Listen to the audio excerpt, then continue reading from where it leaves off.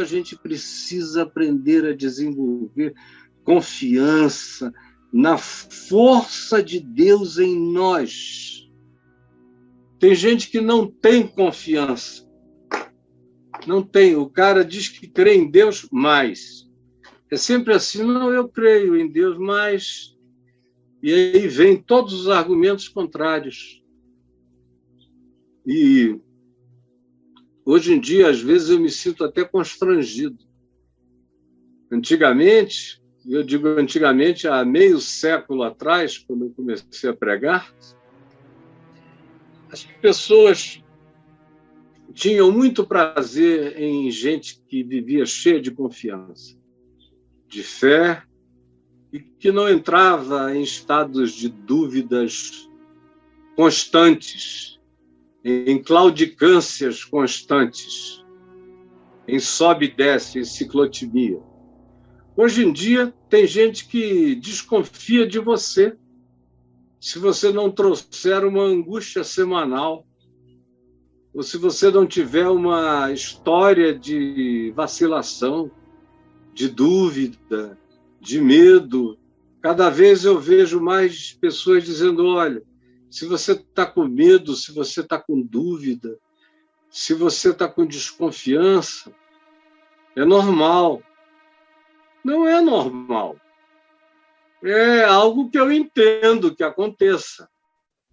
E quando acontece, eu faço tudo para consolar, para levantar, para animar, para instilar fé, para estimular a confiança, para exercitar a pessoa no caminho dessa profunda entrega e no descanso de Deus, de onde vem a nossa consolação. Esse é o meu trabalho. Mas não é dizer, olha, a si mesmo, às vezes a gente está bem, às vezes a gente está ruim, não.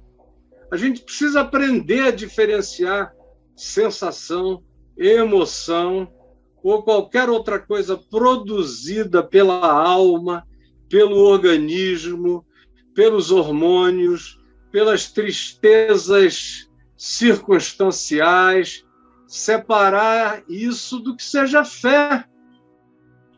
A fé continua a ser exatamente a mesma, quando a gente tem, quando a gente não tem, quando a gente pode, quando a gente não pode, quando a gente está vendendo saúde ou quando a gente está doente, quando a gente está sob ameaça de continuidade de vida ou não, a fé não se abala. Ela é, como se diz nos Salmos, como um monte de Sião, não se abala. Tem que ser uma confiança que não fique esboroante, que não se jogue no caminho porque deu a impressão de que o chão está se estilhaçando. Ao contrário, é certeza, a fé é certeza de coisas que nem estão presentes, que se esperam, de fatos que a gente ainda nem viu, mas a gente crê. Semana passada, eu tive 2 ou 3 dias de sensação orgânica ruim. E eu sabia que era orgânica, mas porque eu sou velho nessa história de discernir a mim mesmo, de me conhecer, de me compreender, de me avaliar. Mas, para a maioria das pessoas que eu conheço, elas iriam entrar em pânico. Porque eu fiquei uns 2 ou 3 dias acordando, angustiado. E eu sabia que não tinha nada em razão do que se angustiar. E tem gente que, quando fica angustiada, já acha que Deus virou para lá, qualquer coisa assim. Não, eu primeiro dou lugar ao meu organismo.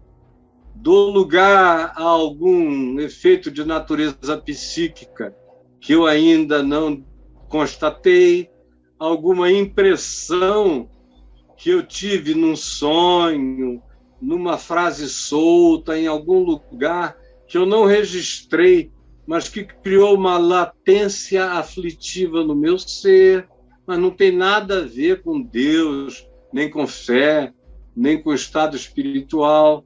Às vezes tem a ver com mudanças hormonais, e quando você é adolescente, você muda muito, Você tem mudanças hormonais dependendo das suas reações à vida, ao que aconteça na existência. Às vezes, as nossas químicas se alteram. E isso pode produzir sensações diferentes, mas são só sensações que o organismo produz. Às vezes, é uma deficiência de vitamina, de química no seu cérebro, que te deixa num estado assim. Ou, às vezes, é uma notícia que veio de alguém, mas uma pessoa como eu recebe tantas notícias ruins por dia, que no fim do dia eu não sei se foram todas ou se foi uma em particular que me deixou num estado de aflição que vai render ainda um dia ou dois sem que eu saiba o que é aquilo. Outros processos podem realimentar a situação, e a minha mulher sabe como eu trato disso. Geralmente eu digo para ela: você sabe que hoje eu amanheci com uma angústia estranha e com um desânimo, um cansaço muito grande. E ela diz: você já sabe o que é? Eu digo: não, pontualmente não, mas eu sei que tem a ver, em primeiro lugar, com o meu corpo. Eu estou fazendo um monte de mudanças alimentares e de hábitos. Tem muita coisa que eu comia todo dia que agora eu já não como mais. Tem um monte de dietas novas sendo implantadas. Tem remédios novos sendo assimilados com químicas novas sendo processadas. Então, eu sei que eu tenho todo um conjunto de coisas para fazerem algo dessa natureza acontecer. E é só até aí que eu vou, porque eu sei que não tem nada a ver com Deus, nada a ver com fé. Eu desconectei Deus de bem-estar há muitos anos. Na realidade, foi em 1975, que eu passei tão mal, 6 meses, de uma sensação que eu não conseguia enxergar direito à noite. Era um mal-estar horroroso o dia inteiro, uma agonia, e eu expulsava demônios naquele tempo todo dia. Todo tipo de casta, de principado, de potestade horríveis, legiões às vezes. E alguém foi me visitar e falou: escuta, será que isso não é uma opressão demoníaca, uma sujeição maligna, porque você mexe no diabo com vara curta? Eu falei: ah, não, meu irmão. Os meus sentimentos, emoções, sensações não tem nada a ver com Deus, tem a ver com o meu corpo, tem a ver com a minha mente, com a minha psique. E eu ainda nem sabia que eu tinha apanhado uma segunda hepatite, que quase me mata, me deixou meses na cama. Aí, quando veio o diagnóstico da hepatite, eu fiquei tão feliz, porque eu tinha o que dizer aos outros que ficavam insistindo naquilo. Eu vim orar pelo irmão. Eu disse: tá bom, pode orar, mas não é nada disso. Quando veio o diagnóstico, eu fiquei feliz, porque o cara chegava e queria orar por mim, porque eu estava sem enxergar direito, com pouca oxigenação cerebral e uma série de outras sequelas que uma hepatite violenta pode produzir em alguém. E agora eu dizia: não, mano, é só uma hepatite, fica tranquilo. Não era eu que estava intranquilo, eram os outros. Mas daquela data em diante, em 1975, uma coisa passou a ser uma coisa e a outra coisa, outra coisa. Eu só associei de novo angústia a pecado e a tristeza do Espírito Santo de 1990 e tanto, já no fim da década de 90 para frente, porque eu sabia que eu estava em estado de transgressão. E aí não precisava perguntar nada ao meu corpo, embora o meu corpo estivesse somatizando muitas daquelas reações psíquicas e espirituais e me fazendo sentir coisas que eu nunca tinha experimentado naquela manifestação e naquele nível na vida. E eu tinha boas razões para saber que aquela tristeza vinha de Deus. Fora isso, a minha mulher sabe que eu digo: não, é só um tempinho de assimilação, de acomodação. Às vezes é porque você está muito cansado, dormindo mal. Vai chegando uma hora na vida da gente em que ou você dorme bem ou você não passa bem.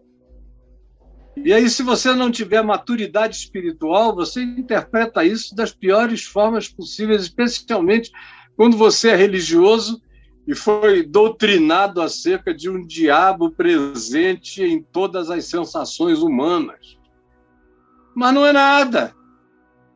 Se você aprender a ficar calmo e não confundir sensação, tristeza, emoção com fé, você sai de tudo. Incólume, como Jesus disse. No mundo tereis tristezas, aflições, angústias, tudo isso faz parte do pacote. Mas, apesar de tudo isso, tem de bom ânimo. Olhem para mim, que atravessei todos os mares, todos os abismos, todas as perseguições, todos os ódios, e saí na manhã da ressurreição. Olhem para mim, vocês estão seguindo, é a mim, entenderam?